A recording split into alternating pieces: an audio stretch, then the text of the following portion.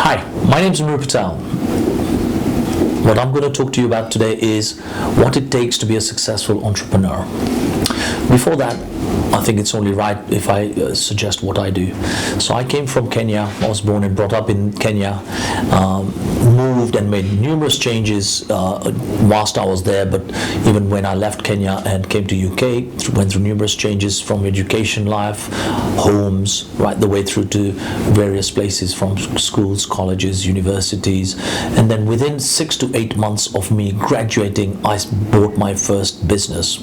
So I kind of like became an entrepreneur 8 months after my actual qualification.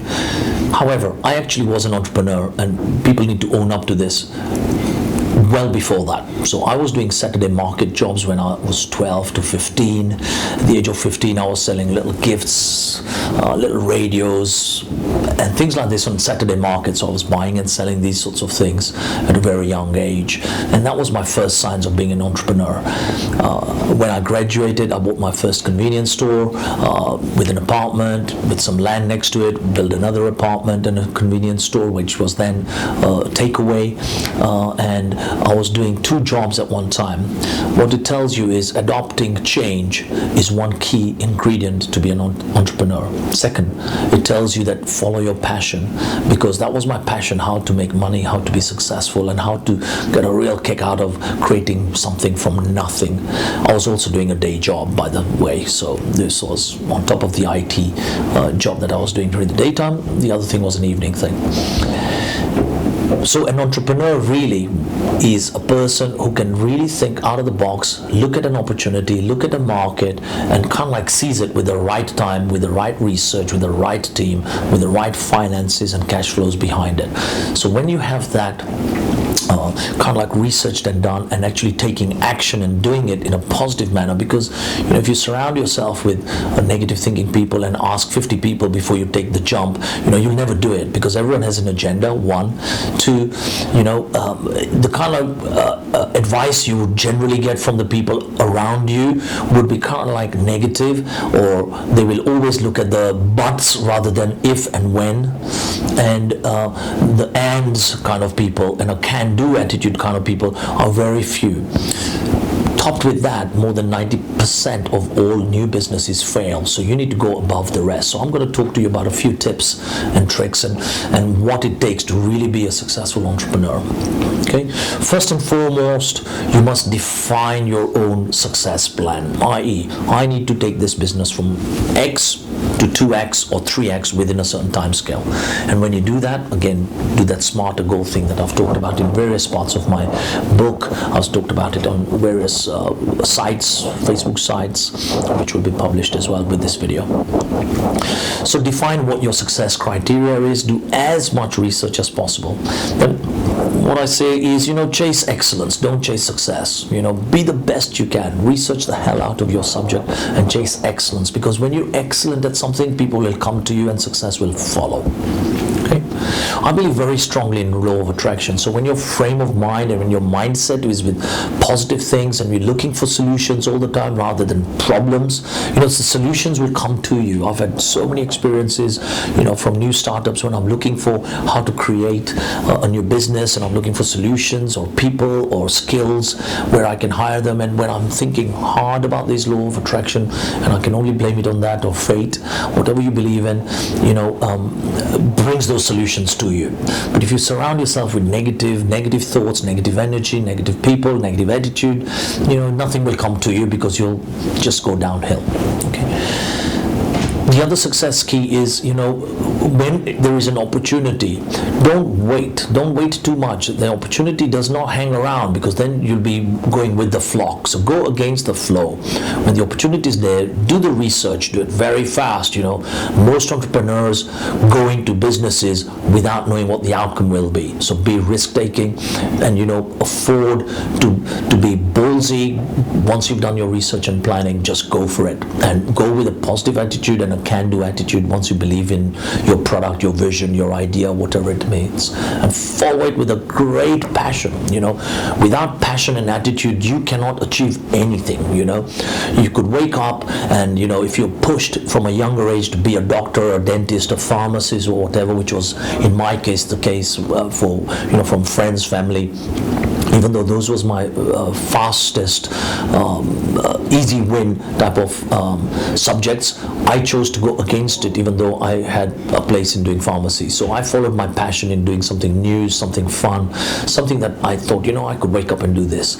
So if you wake up and feel like you're going to be a doctor or a dentist, that is for you. If you wake up and don't feel that, you could have a bad day at work and you could kill someone if you're a doctor or something. So follow your passion, something that you'll go and enjoy work to live. So when you make that, then you put extra into it. Once you follow that, another one of my hobby horses on this is how you manage stress and how you manage time and how do you manage the no sayers in your life. You'll get people who will always come and say, this is a problem, can't do this, can't do this, can't do this. Look at everything objectively and subjectively.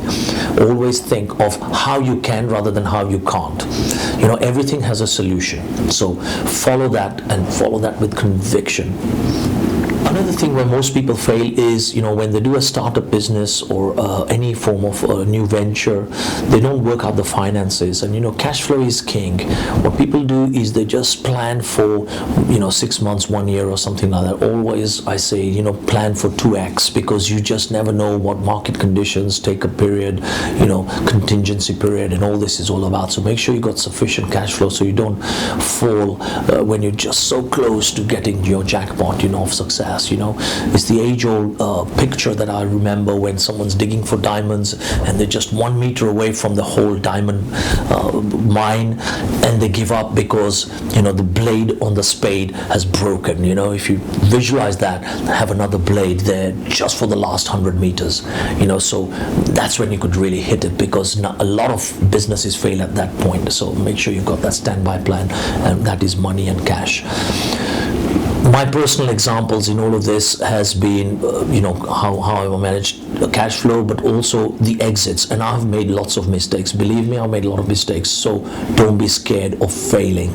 It's the failures that will give you the real life examples rather than textbook stuff. Learn from it. Grab the opportunity, but find yourself how you can pick yourself up first. So learn how to pick yourself up. You will have failures, be prepared for failures, but don't give up on your passion. One thing I always say is get yourself a coach and a mentor. Everybody needs a soundboard. So surround yourself and ask for coaching or helping, not from your friends or family, because that's the easy thing to do. And in Romania, we do things like coffee shops and taka-taka around with the friends. This is not the right people for you to ask for help and advice on your startup, because majority of it's riddled with a lot of hidden agendas, ranging from jealousy to being spiteful to then someone who cannot see you more successful than them, or just someone who hasn't really walked the walk and yet would like to give you advice. So if you go and ask a secretary how to fly a plane, they will give you that advice, but you won't get the right advice. So always get the best advice from someone who's actually walked the walk. Explore then the fastest way with your coach, how to double your income and how to treble your performance in the shortest period. Explore how you do that, and explore how you meet your goals, set your goals better, and don't forget the smarter way of the goals, and paint that picture that what the the E and the R's for the SMART goals would look like. So if you achieve something, then what rewards you will give, and also if you achieve something, what the risks are for getting there. But then don't forget, draw those pictures. If I'm successful at my venture, this is what life would look like. If I'm not, this is what life would look like. So visualize this. Make sure you get that vision clear in your mind, and then address all the SMART goals in a right, timeful manner. A great thing that I'm a believer of is finding how to resolve customers' problems. If you solved a customer's problem by adding value, And by that I mean, someone has a problem and there is a need in the market. Don't go with the flow, what everybody's doing. If there's a market need, those are the right opportunities, and you've solved a problem by adding value. Be excellent at it rather than looking at how much it will cost to enter that market. Because if you're excellent at solving someone's problem or a need, people will come to you and they'll generally buy what you are there to sell in terms of product or services. And be the best, be absolutely the number one. Thrive to be the best customer-focused, customer-orientated person, and a team and a company ethic as much as possible. Another tip, what I follow is, I spend more time thinking and planning and doing the research. Before I came to Romania, I did 8 months worth of research before I even stepped foot into the country. So I researched the hell out of the country, the ethics, the political climate, the structural climate, the legal climate, everything. I researched a lot before I even said this is the place I want to go and do business, and these are the returns on investments, these are the risks, these are the rewards. So the more time you spend on planning and research, the better it is for you. Once you're there and then the gut feels there and the opportunity exists, then just grab it. Don't wait for Christmas, as I say. Once you've had that vision in your life, then make sure the model you create in that vision becomes customer centric. And what I mean by customer centric is put the customer in the middle of that vision and draw every single thing that customer has in terms of problems, needs, requirements, and how you can provide that as much as you can and in a most excellent way that you can to meet that need in one single shop if you can. And that way you kind of like lock the customer in rather than going somewhere else. Be absolutely authentic and drop that mask when you're talking to not only your team but also the customer. And by what I mean by drop that mask, show them that you are genuinely listening. A good entrepreneur listens more and talks less. A lot of us, what we tend to do is we talk and don't let the customer or somebody else talk. So I learn a lot by listening. That's the way it is.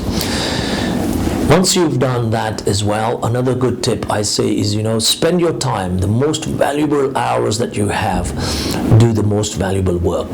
And try and avoid distractions, What do I mean by that? The most valuable time you have is during the daytime. That's when you should do the most valuable work. Keep away from distractions, keep away from all the disruptions you would get on a day-to-day basis, the Facebooks, the emails, the SMSs, the taka, the social media, the party organizing, going out and having a drink, just casual talk, chit-chat, gossip. Stay away from all of this during the most productive time. When you have the free time, that's when you can do some of that. But all of that needs to be limited and controlled. A good entrepreneur controls and balances and time manages all of this. So, don't wake up and just constantly be on Facebook and emails and all that. It is so addictive. I do some of that and I'll be the first one to admit it. However, during the day, all that goes. So what I do is wake up, I'll do my urgent emails or the urgent responses, get on with the day. Halfway through the day, I'll allow 30 minutes or whatever. I'll look at it. Only the urgent things I respond to.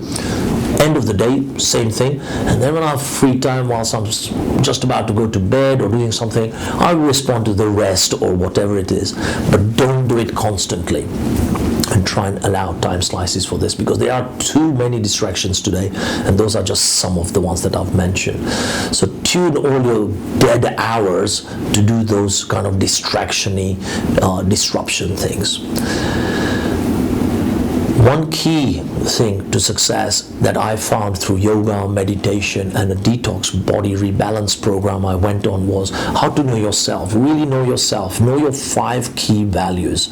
What I mean by that is know 5 things that are so good about you, and you can say, these are the top 5 things that defines me.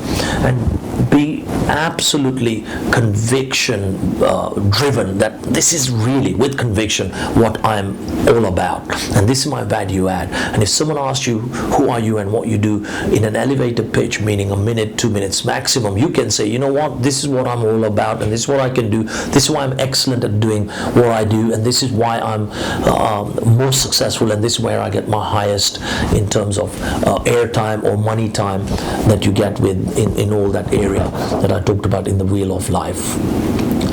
I don't follow the pack. What do I mean? If everyone's doing a takeaway with fish and chips, I don't follow that. I try and break the pack. I try and look at what does the customer need? What's the new excitement that we can bring? How do you disrupt status quo? And that's not only about a business opportunity, that's also about the people and in your team. How do you drive them to go to the next level of challenges? How do you break the mold? How do you say, you know what, go forward and actually make the mistakes at my risk and my cost, but learn, do something new, do something different, but try and be creative, be innovative, try and find new ways of actually meeting customers' needs and customer problems. And that's what I thrive for. And one of the ways you do that is you kill a lot of the what I call the mundane things in life. People say you should dress up like this or you should turn up like this. No, let the person turn up and dress up how they want, what makes them feel most comfortable, and how they work in a most comfortable environment that they feel, you know. Shit in, shit out. Sorry to say it on video, but that's how it is. You know, if you're building an A-team, make sure that you hire the A-team, or you have the time and energy to train an A-team in the way you want them to be molded, should that skill not be available in the market. And then when you have them, make sure you drive them and motivate them in that company ethic that creates high performance stars and creates a culture in the organization that everyone is not going to take yes or no as an answer. They will find ways of how to make things different and achieve performance at the best optimum way that they can. I believe very strongly in having a company that is system or process orientated. What do I mean by that? How do you take advantage of the current technology that you have, and how do you make things so automated? You know, so a lot of people hate to write things down, and I'm a firm believer that, you know, before you even make a call, sometimes it's good to write it down and document it. So the next time you're doing a similar call, then you just have to pull it out and it's already done. So you don't have to do that all over again. So make it system and process oriented. The other thing is, you know, simple spreadsheets, instead of people calculating what they do in a certain aspect of life, like doing a specification or doing a requirements document or something. Let them do one really good one, and then the next time it just becomes a blueprint for doing the next and the next and the next. So once you've got a nice well-oiled team who are what I call the A-team to produce A-team results and A-company results, then you've got to build a process and system-based company. What I mean by that is try and automate as much as possible. And by that I mean, you know, the day-to-day jobs that people have in terms of doing a system specification or a requirement, or even simple things like doing, you know, a sheet of a to-do list for a certain job. Make sure they write it down and create some sort of a blueprint once. It could be a form, it could be anything.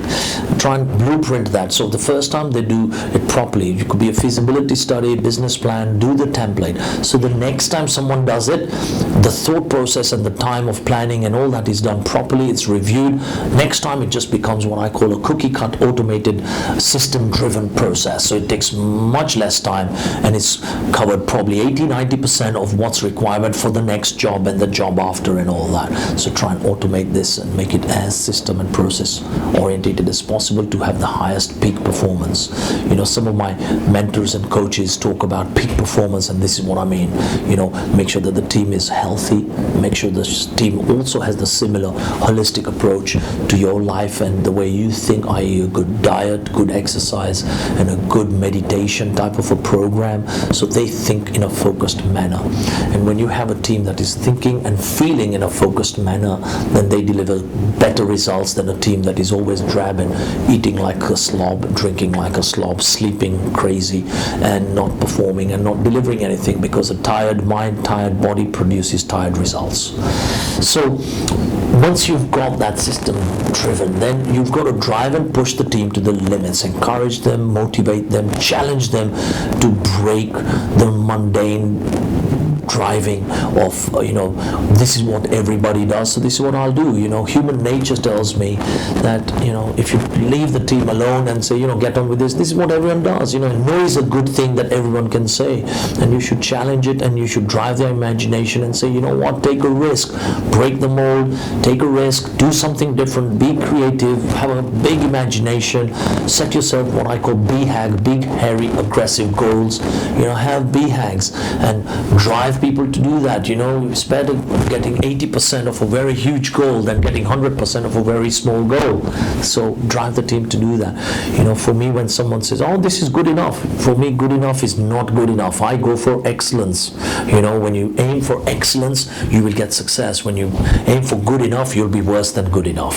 So you never achieve 100% in any goal that you set. And I fight day and night in the way I think. All entrepreneurs do. They wake up early, or certainly their brain is ticking very early till the late time of the night. And there's always things on the mind. They could be having a conversation with you, but the mind is in various places as well.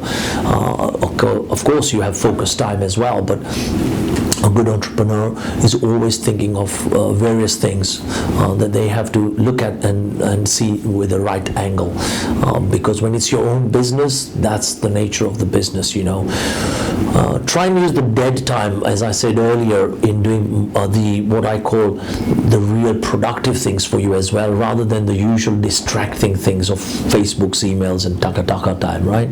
Try and use, I use flight time, taxi times, hotel times in different parts of the country. I use that to think and reevaluate all the things that I do in a business. So I write down things. That's when I'm planning, I'm reevaluating. Now I write them down, and you don't have to have a piece of paper these days. On the mobile phone, you can easily write down in the memos the to-do list or visions or any inspirational stuff, things like that. So that's when I use that dead time to do those kind of tasks as well, because you're away from the rest of it, and you can see better when it's not right in front of your eyes. What I always say is focus on getting an A team. Hire the best, because if you hire the best, you'll produce the best results. If not, if those skills are not available, then try and come and train the best. One key thing I talk about is networking. Networking is key. It's better form than sales and marketing directly, because when you network, that has more value than doing direct marketing, because people buy from people at the end of the day. People buy from relationships. Relationship is absolutely key. If I have an angry customer, for me, I love those, because if you convert them, those customers will be one of your best advocates, because they are the vocal guys. They will go and tell 50 other people. So try and spend time on that as well.